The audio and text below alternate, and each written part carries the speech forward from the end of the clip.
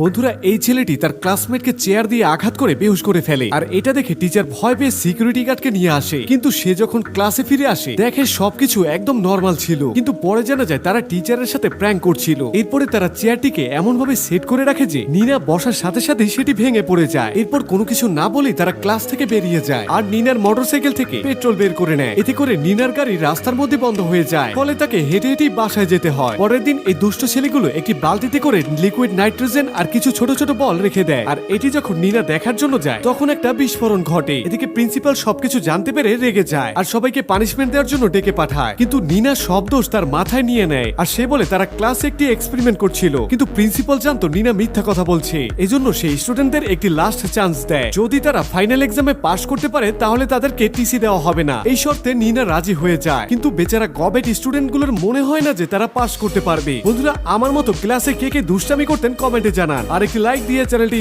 Subscribe করুন।